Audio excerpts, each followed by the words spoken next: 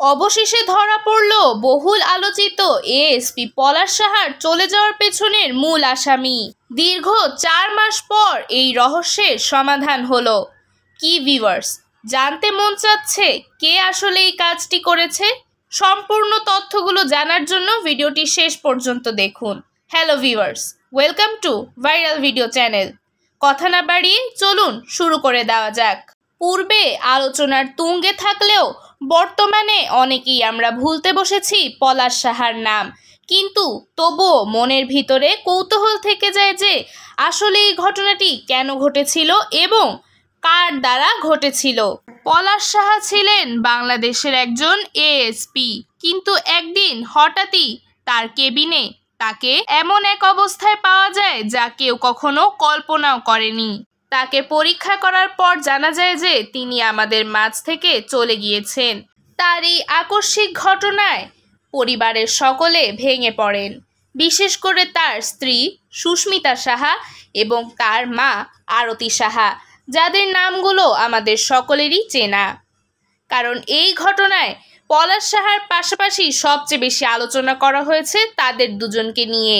বর্তমানে তারা কেমন আছেন, কিভাবে দিন কাটাচ্ছেন তা নিয়ে কিন্তু একটি এক্সক্লুসিভ নতুন ভিডিও আমাদের চ্যানেলে গতকালই আপলোড করা হয়েছে। চাইলে কিন্তু আপনারা আমাদের সেই ভিডিওটিও দেখে আসতে পারেন।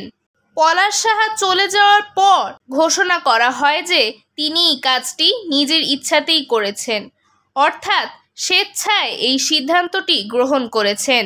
কারণ হিসেবে দেখানো হয় যে তার পারিবারিক সমস্যা থেকে হতাশাগ্রস্ত হয়ে তিনি এই পদক্ষেপ গ্রহণ করেছেন। তার বাড়িতে সারাক্ষণ তার মা এবং তার স্ত্রী বলে নানান ধরনের ঝগড়া বিবাদে মেতে থাকত, তাই তিনি সেসব আর নিতে না পেরে এই পথটি বেছে নিয়েছেন। এক্ষেত্রে প্রশ্ন উত্থাপিত হয়েছিল যে পলাশ সাহা যেহেতু পুলিশ পদে চাকরি করেন, তাহলে তিনি অনেক চাপের একটি কাজেই থাকেন, তাহলে কি করে পারিবারিক একটি সমস্যার কারণে তিনি হতাশাগ্রস্ত হয়ে এমন একটি সিদ্ধান্ত নিতে পারেন।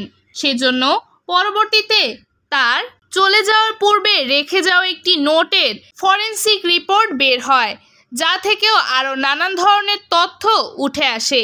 এ বিষয়ে বিস্তারিত নিয়ে আমাদের চ্যানেলে একটি ভিডিও আপলোড করা আছে, আপনারা কিন্তু চাইলে সেটি খুঁজে দেখতে পারেন। অনেক কিছু সেখানে বিশ্লেষণ করে বলা আছে, যা কিন্তু পলাশ সাহা ঘটনায় একটি নতুন মোড় আবিষ্কার করে। পলাশ সাহা চলে যাওয়ার পর এই 4 মাসের তদন্ত শেষে সবশেষ কিন্তু জানা যায় যে এই কাজ আসলে অন্য কারো দ্বারা সংঘটিত হয়নি, অর্থাৎ পলাশ সাহার নিজের সিদ্ধান্তই এটা ছিল। তিনি স্বেচ্ছায় এমন পদক্ষেপ গ্রহণ করেছেন, কিন্তু সকলের কাছে তাও সেই একই প্রশ্ন থেকে যায়, তিনি কেন এমন করলেন? কতটা মানসিক চাপে ছিলেন তিনি? তার মানসিক অবস্থা কী ছিল যার কারণে তিনি এমন পথ বেছে নিয়েছেন? কারণ এই ঘটনার পূর্বে তিনি আর কারো সাথে তার মানসিক অবসাদ নিয়ে বিশেষ কিছু শেয়ার করেননি। তার আপনজনের কেউই এটি বুঝতে পারেনি যে তিনি সামনে এমন একটি সিদ্ধান্ত নিতে পারেন। যাই হোক, নেটিজেনদের যেই ধারণা ছিল, অর্থাৎ পলাশ সাহার এই রহস্যের পিছনে অন্য কেউ আছে, তা কিন্তু ভুল প্রমাণিত হলো। এখনো পর্যন্ত পাওয়া তথ্যে সে বিষয়ের কোনো সত্যতা মিলেনি, কিন্তু আমাদের উচিত আমাদের চারপাশের মানুষজনদের, আমাদের আপনজনদের মানসিক অবস্থা সম্পর্কে খোঁজ নেওয়া, যে তারা কেমন আছেন, যাতে এর পরবর্তীতে আর কেউ এভাবে হতাশাগ্রস্ত হয়ে এমন সিদ্ধান্ত না নেয়। সো ভিউয়ার্স, আজকের ভিডিও এ পর্যন্তই। ভিডিও সম্পর্কে আপনার মূল্যবান মতামত কমেন্ট বক্সে জানাবেন। চ্যানেলে নতুন হলে অবশ্যই সাবস্ক্রাইব করবেন। পরবর্তী ভিডিও দেখার জন্য সকলকে আমন্ত্রণ রইল। ধন্যবাদ।